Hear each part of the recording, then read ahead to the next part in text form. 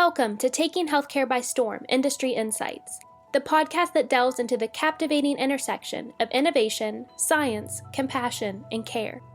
In each episode, Quality Insights Medical Director Dr. Jean Storm will have the privilege of engaging with leading experts across diverse fields, including dietitians, pharmacists, and brave patients navigating their own healthcare journeys. Our mission is to bring you the best healthcare insights, drawing from the expertise of professionals across West Virginia, Pennsylvania, and the nation. Subscribe now, and together we can take healthcare by storm. Hi, everyone. Welcome to another episode of Taking Healthcare by Storm. I am Dr. Jean Storm, the medical director here at Quality Insights. Today's guest is someone who has spent more than 4 decades at the intersection of healthcare, law, ethics, and public policy. Robert Swidler is a nationally respected health law attorney, bioethics leader, educator, and former general counsel for St. Peter's Health Partners in New York. Throughout his career, he has helped shape some of the most important healthcare laws and ethical frameworks in New York State, including work involving healthcare proxies, do not resuscitate orders, brain death, organ transplantation, and family healthcare decision-making. He has served in the Governor's Council's office under Mario Cuomo, on the New York State Task Force on Law, Life, and the Law, and as an educator in Columbia University's bioethics program. During the COVID-19 pandemic, he also helped found the Empire State Bioethics Consortium to address some of the most complex ethical questions facing healthcare providers and families. And those questions are still facing us today. Today, we're talking about informed consent, medical decision-making capacity, end-of-life choices, healthcare proxies, and why these deeply human conversations can become so emotionally and, unfortunately, politically charged. Robert brings not only legal expertise, but decades of real-world experience helping patients, families, clinicians, and healthcare systems navigate some of life's hardest decisions. Robert, thank you so very much for joining me today. Oh, thanks for having me. It's nice to be here.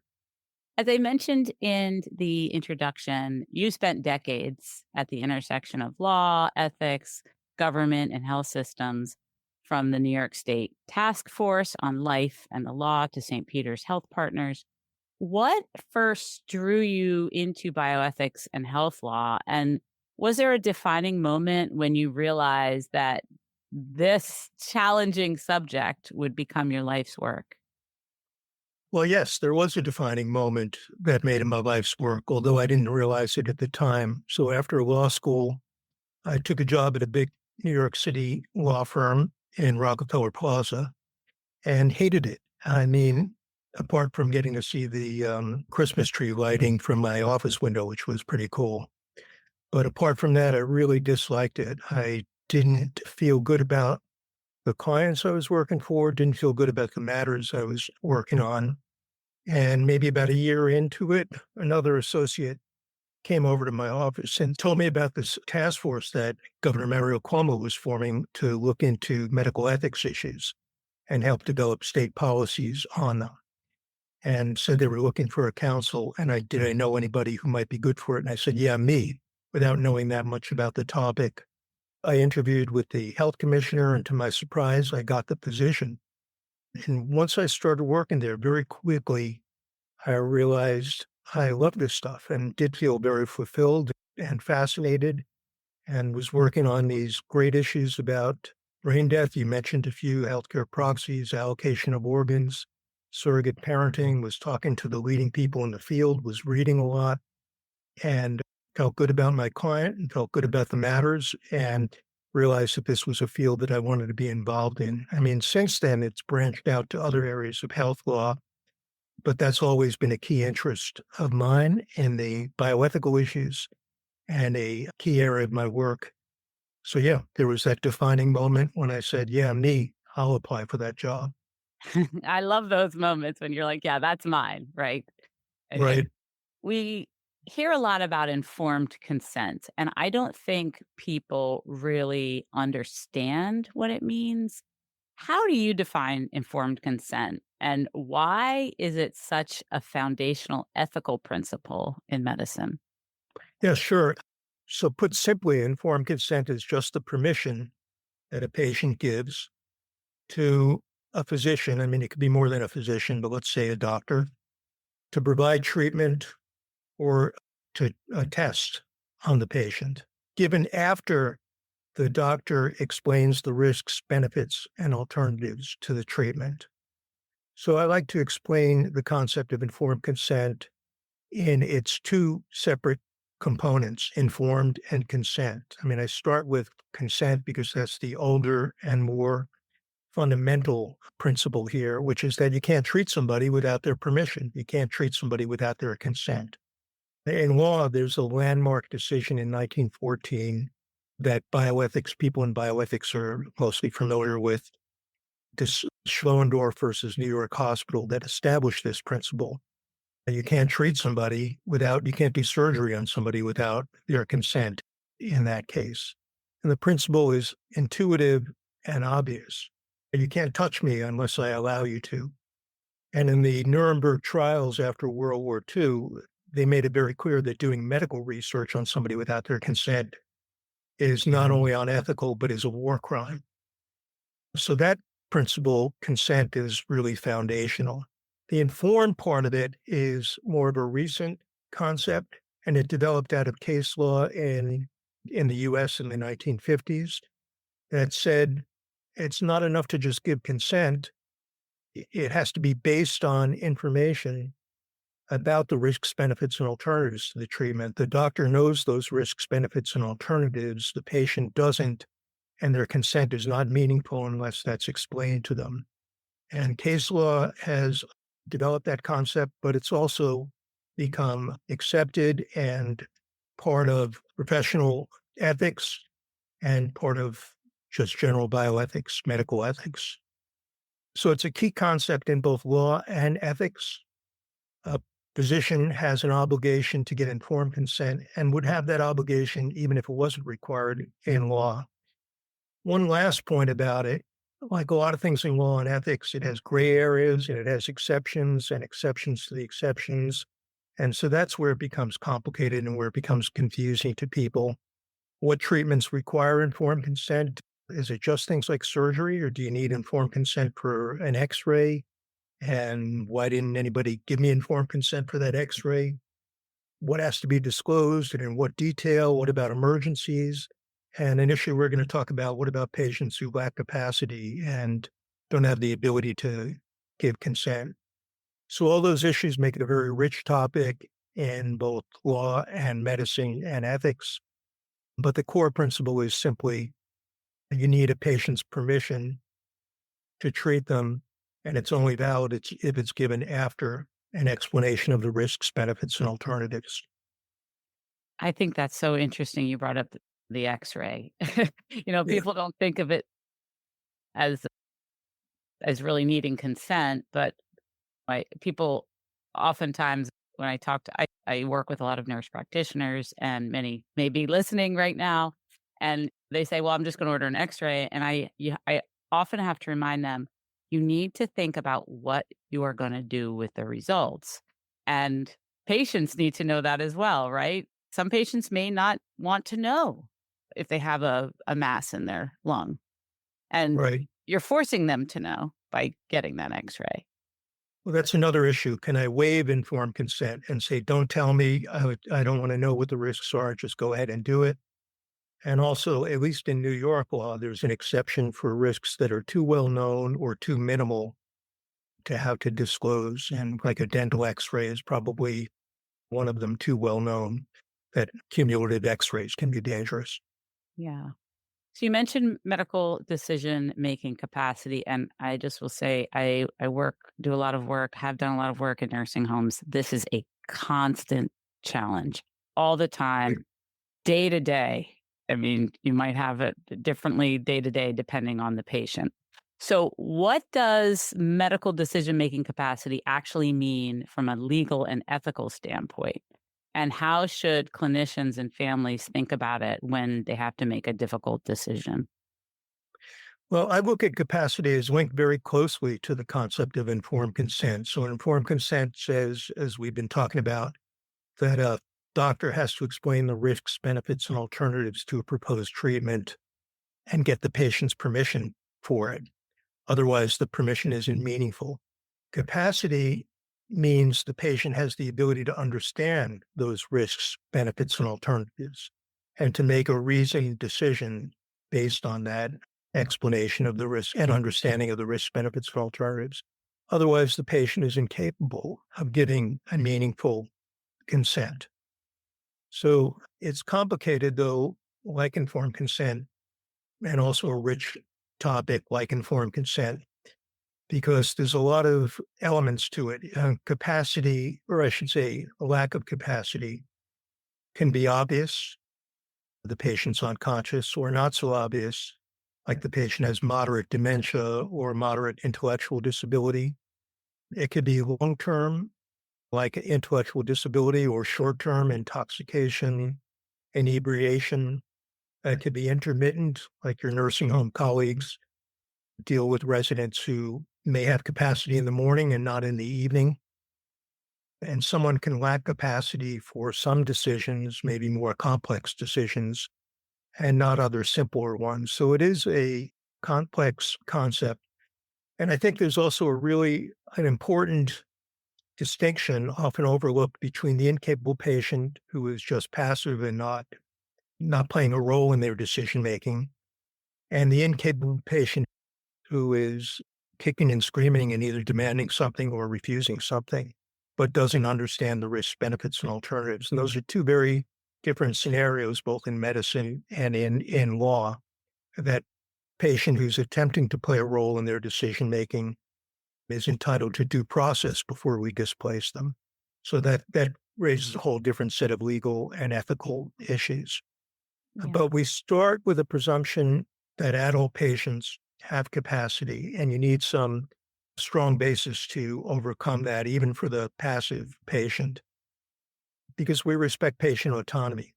One other last point is that I'll tell you what is not proof of incapacity is disagreeing with your doctor. I think a lot of doctors, when they make a recommendation and the patient rejects that, thinks, well, this patient doesn't have the ability to understand what's going on. And you need something more than just your disagreement with the doctor to establish a patient lacks capacity.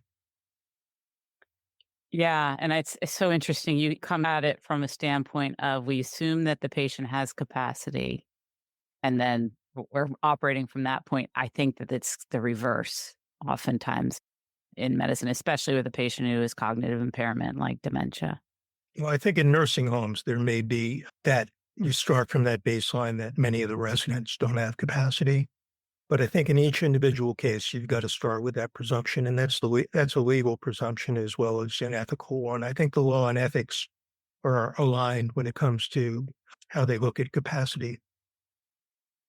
Yeah. So let's talk something related to that about proxies. And since you shaped Right. New York's healthcare proxy law, and you later participated in negotiations that led to the Family Healthcare Decisions Act, for listeners who may not know, what is a healthcare proxy and why do these conversations become so emotionally and ethically challenging for families?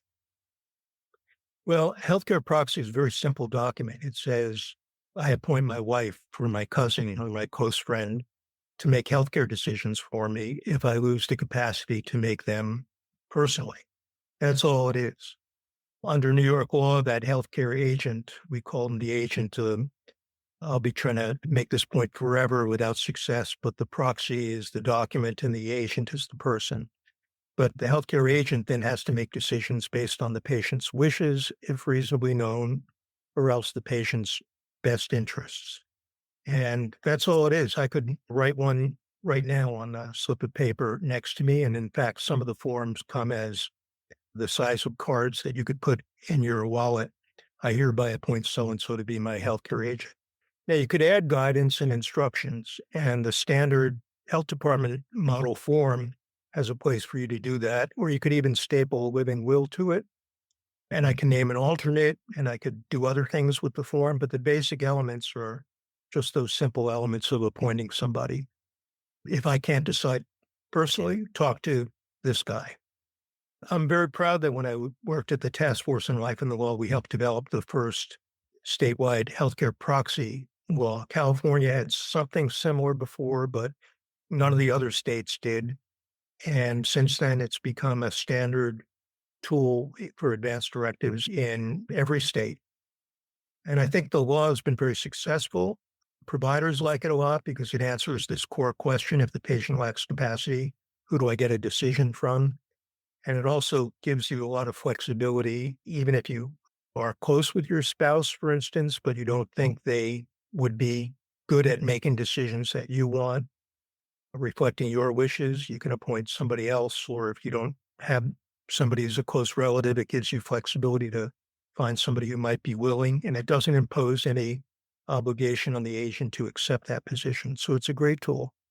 As to why these are ethically challenging for people, I think this is less fraught than a living will or some of the other advanced directives, or actually making decisions, because all you're doing is saying, hey, if something happens to me, could you make decisions for me? Now, you should be coupling that with a discussion about your wishes, your values, so that the agent can make decisions that reflect your wishes and values. But really, it should be a pretty neutral thing to do. And that's why I think it is a basic tool that people should have. So you believe, so we were talking about proxies. Yeah, So, proxy, the healthcare proxy. so do you believe every adult should have an advanced directive or healthcare proxy in place? And I guess what I'm getting at, I think there's a lot of misconceptions people have about Yeah. advanced care planning.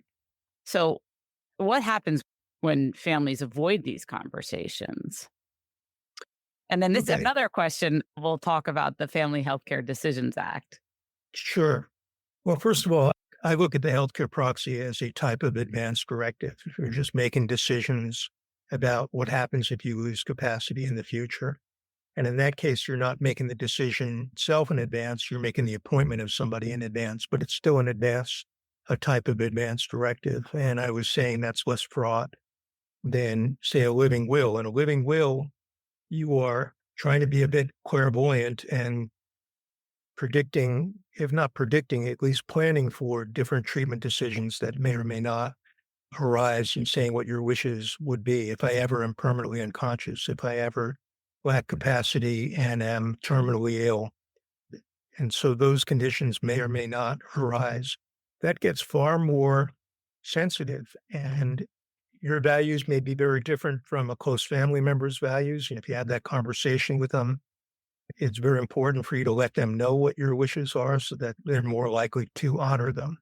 But I look at the healthcare proxy coupled with some instructions. And if there are treatment issues that you feel very strongly about, coupled with directions on those treatment issues, I look at that as the preferable type of advanced directive. Okay. Now, can you tell us about the Family Healthcare Decisions Act? And do you think it's working well? Yeah, thanks for asking about that. The Family Healthcare Decisions Act is New York's surrogate decision-making statute. It says if you lack capacity and you didn't previously appoint a healthcare agent or make decisions in advance about a proposed treatment, then here's a priority list of who will make those decisions for you. It's like in the area of trust and estates, it's like an intestacy law. If you don't make a will, then the law prescribes who gets your money based on who most people would expect would get their money. So a surrogate decision-making statute says if you didn't appoint somebody to make these healthcare decisions for you, if you lose capacity, then the law will prescribe who can make these decisions for you based on who most people would expect to make these decisions for you. Spouse, adult child, sibling, and it goes down a list. So most states have a surrogate decision-making statute. New York was a latecomer. It only passed its surrogate decision-making statute in 2010 after many years of advocacy. But it's different from a healthcare agent because the Family Healthcare Decisions Act gives this unappointed person, this default person, less authority than the healthcare agent could have. And in particular, when it comes to end-of-life decisions, the surrogate decision maker is restricted to the patient has to meet pretty strict clinical criteria before the surrogate has the authority to authorize the withdrawal or withholding of life-sustaining treatment. And then it still has to be based on the patient's wishes, if reasonably known, or else best interests. And yeah, you asked if it's working well. I think it's working very well. Before it was enacted in 2010, there was both confusion about who the decision maker was and sometimes disputes about that. And there was also confusion about what authority, or actually not so much confusion as family members didn't have authority to make a lot of decisions. And in many cases, that was very harsh. They couldn't authorize the withdrawal, withholding of life-sustaining treatment for dying or unconscious patients, even in situations where it was pretty clear that the patient would have wanted it. And it's generally regarded as ethically sound. It's worked well. It's not perfect. There are areas that I've recommended amendments to it. But overall, in most cases, it works quite well, particularly compared to the pre-Family Healthcare Decisions Act days. You still need a healthcare proxy, though, to stay out of the world of Family Healthcare Decisions Act. Man, I think it's interesting. You said it works well in most cases. There's always something, right? There's always some gray areas. Yes, there are. There are. Yeah. One thing is it doesn't apply to people with intellectual or developmental disabilities because there's a special law in New York that applies to them, a separate surrogate decision-making law. And that creates a lot of confusion and delay and impairs, in my view, quality of care for that population. So I've been advocating extending the Family Healthcare Decisions Act to cover decisions for that population. So that's one example of something that I would improve it. It's not so much a flaw in the Family Healthcare Decisions Act as it needs to be extended further. Yeah. I mentioned during the COVID pandemic, you helped form the Empire State Bioethics Consortium. What gap or need were you trying to address at that moment? And what are some of the most important contributions the consortium has made since its founding? Well, at the start of the pandemic, things were horrible beyond words. I'm not telling you something you don't know or wouldn't Yeah. know. I'm sure you remember this. Healthcare professionals didn't know what this disease was. They didn't know how to test for it. They didn't know how to treat it. They didn't know how to advise the public on how to avoid getting it. They didn't know how to protect staff. They didn't know practically everything. And what I remember is we didn't know whether it was going to burn out quickly or be another Black Death or like the 1918 flu. All we knew is patients were dying everywhere you turn, particularly in New York City and soon in New York State and then elsewhere. So it was a public health catastrophe, but it also elevated these medical ethics issues that were discussed a lot in theory before then, but now became terribly real. Who gets a ventilator or an ICU bed when there's not enough for everybody? And can we write a DNR order for a clearly dying patient, even over the family's objection, and even when futile resuscitation would expose the staff to a potentially fatal disease and infection? When the hospital's overcrowded, can you transfer patients over objection? And what's the obligation of a healthcare worker to place their own life at risk? So we're seeing it just occurred to me, we're seeing these issues in the Congo now with our latest outbreak of Ebola, and it's bringing back nightmares. Yes. At any rate, a lot of New York City health systems had at the time professionals who were trained in medical ethics. And many of them even had certifications, what we call the HEC, the health ethics certification. And a lot of hospitals also had, even if they didn't have a HEC on staff, they had doctors or nurses or social workers or chaplains or lawyers who were conversant in medical ethics and medical ethics policy. But what was missing was that prior to Empire State Bioethics Consortium, these people didn't know each other. They didn't talk to each other. I mean, there were individual friendships and professional relationships, and there were journal articles, but They didn't have real broad spread, broadly based communication or real time communication across the field. And people in ethics at Mount Sinai needed to know, hey, what are you guys doing at Northwell? And Northwell needed to know, what are you guys doing at University of Rochester or Roswell? And that wasn't happening before this organization. So the organization started really as a few people having a conference call, which led to a larger group of people having a Zoom call. And Zoom was pretty new at the time too and made this possible. And that led to the formation of an organization. The other thing that these people in New York had in common was New York wasn't only the epicenter of the pandemic at the beginning, but it's also the epicenter of health regulations, maybe overregulation. So it was necessary for people to talk to other people that were operating under the same regulatory framework. So ESBC, Empire State Bioethics Consortium, provided an information network among ethicists across New York State and a support network, a sense of where the norm was, and it also engaged in a bit of advocacy. But I think most importantly, at that time, it provided peer moral support. We know what you're going through. We're going through it too. Maybe we can, how are you dealing with this? That's helpful to know. Or are we within the norm or are we an outlier?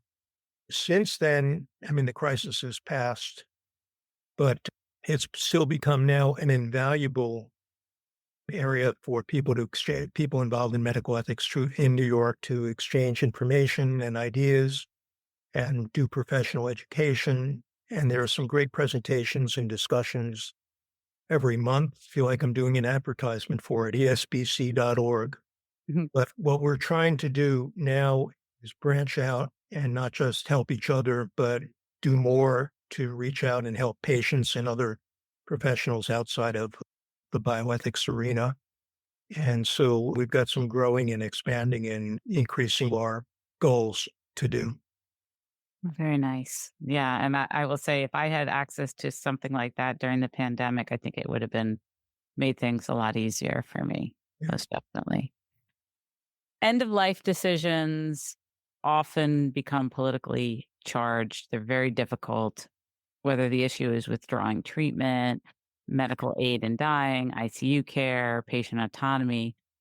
Why do you think that these deeply personal healthcare choices, because that's what I feel, they're deeply personal. Why do they become such contentious public and political debates? Well, let me start with withdrawal withholding of life sustaining treatment, which is the area where I've done most of my work. And I'll throw you a curveball. What's been remarkable to me is how broad the consensus is, even nationally, on policies about withdrawal or withholding of life sustaining treatment.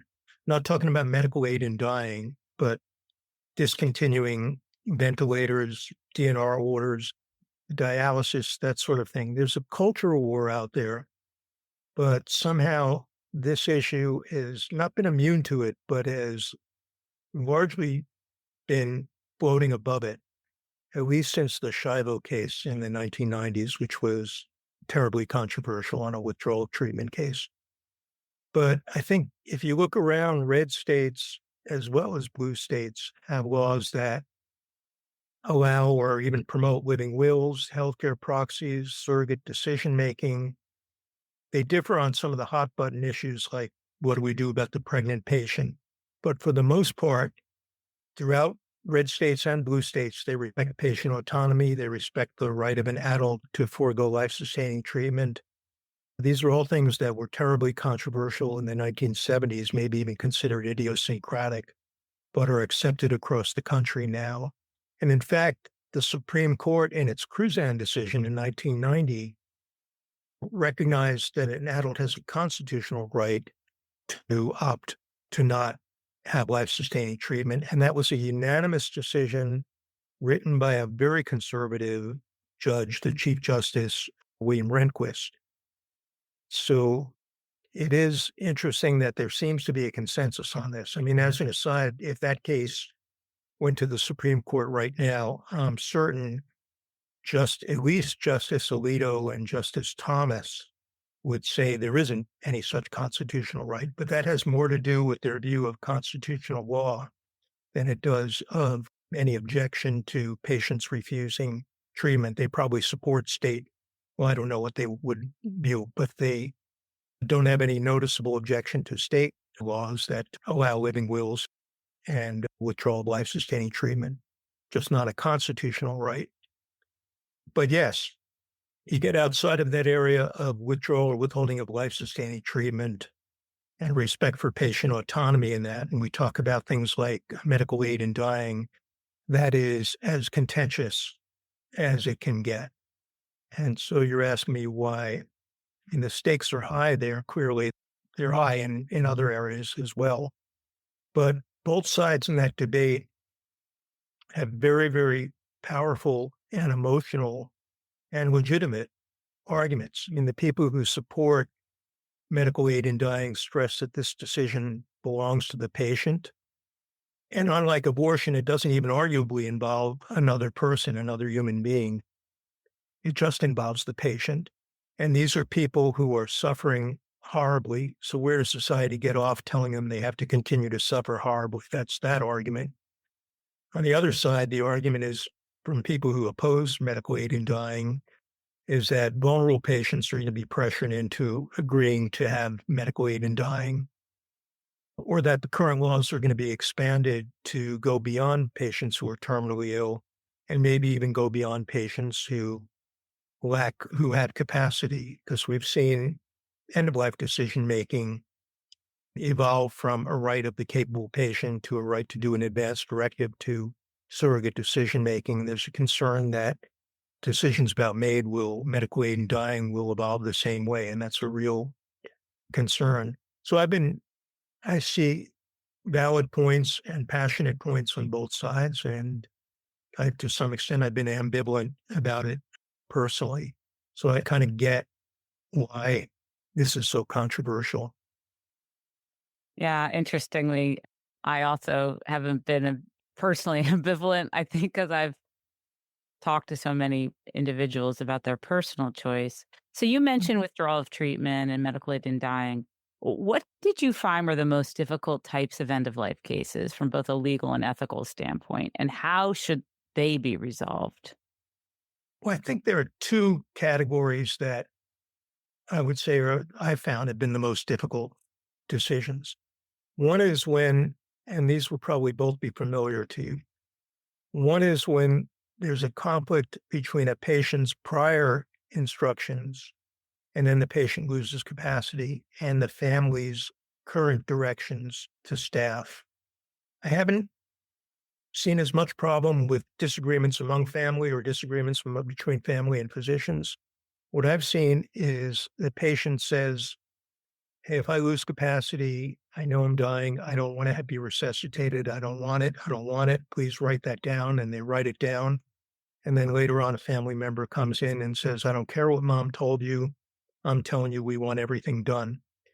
And the staff is caught between the patient's prior instructions and the family's current wishes. And from a legal and ethical standpoint, the answer is pretty clear. We had a prior decision by a patient who had been capable.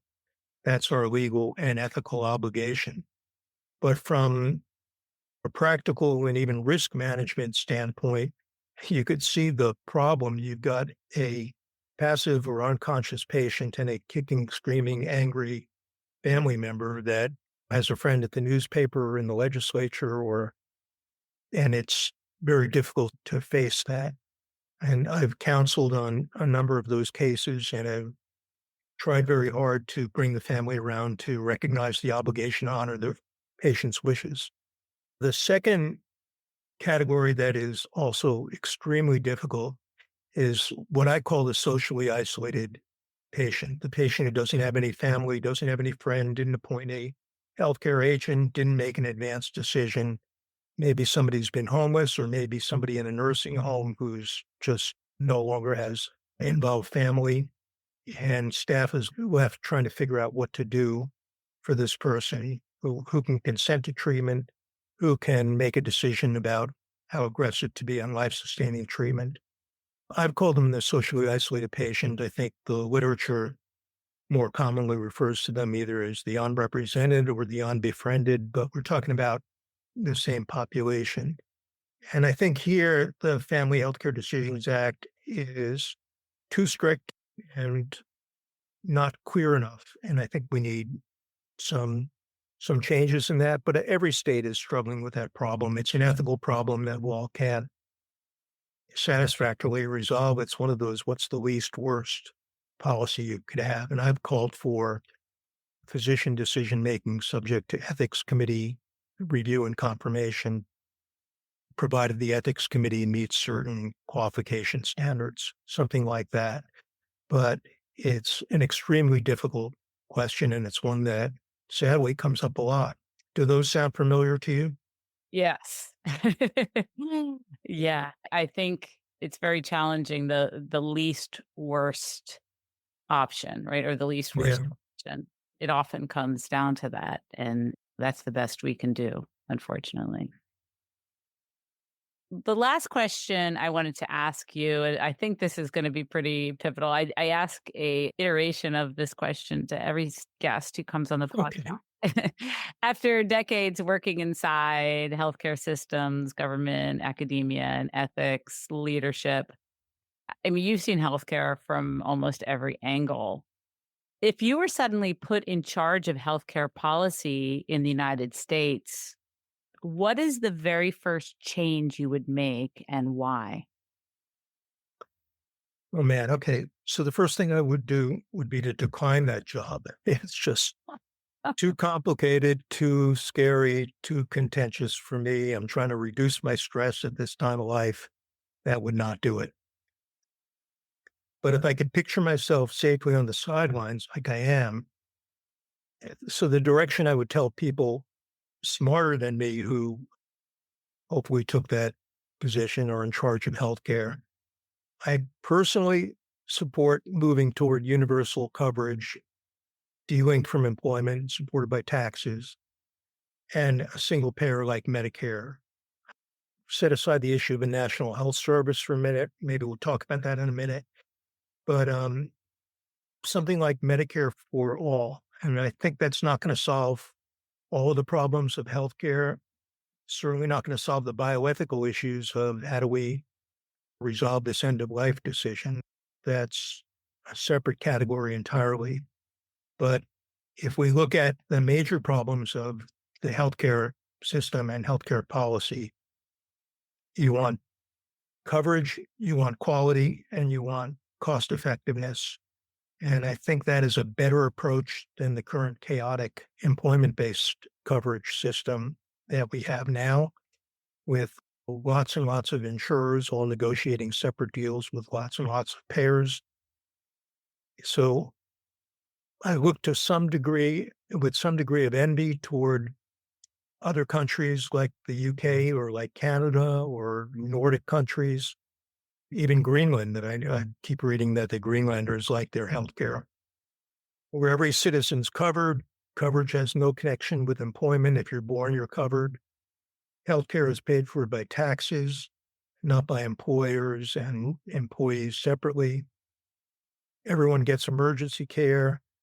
People are still free to buy private insurance if they want and go to a private doctor if they want, but there's a public coverage. So it's a lot like public schools when you think about it.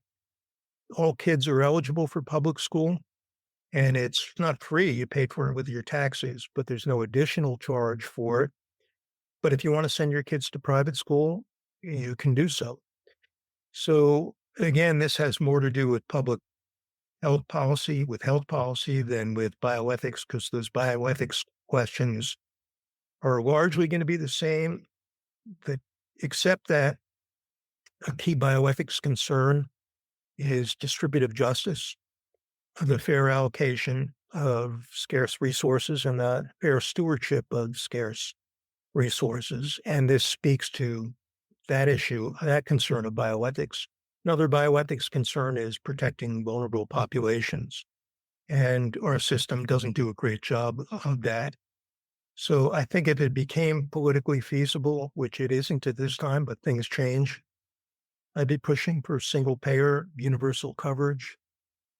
I'm still working out in my own mind whether there's an advantage to also having a national health service. I look at the amount of money we spend on doctors and the salaries that they make, and look in other countries where it's a very highly regarded and esteemed profession, but not making $1 million a year to be a radiologist. I would like to see us bring that within reason. Maybe I'm picking on them. They're not the principal, they're not my highest priority in reforming the system, but a national health service like in UK would bring that within some more reasonable bounds. But I'd start with Medicare for all, single payer, universal coverage. And I hope that people disagree with me, because this is almost more passionate than arguing about life-sustaining treatment and more controversial. But I hope if people disagree with me, they won't disregard my other comments on medical ethics and still find that useful. Yeah, I mean, I'll just tell you, I wonder if there was a single payer and everyone had more access to healthcare that was obviously affordable, how that would change this withdrawal of care and all of those questions. Because I think often when things happen, we can't predict what the outcome is. So I am very curious about what that would mean. Well, for one thing, there may be some decisions to forego life-sustaining treatment that are influenced by cost and concerns about cost. Yeah. So I think a universal coverage single payer would help alleviate that. I didn't even get to the bureaucratic red tape in the current system that is not nearly as bad in the Medicare side as it is on the commercial payer side, in my experience. So that's another advantage of it. But back to the bioethics issues. So worrying about cost drives a lot of problems that have a bioethics dimension. Yeah, absolutely.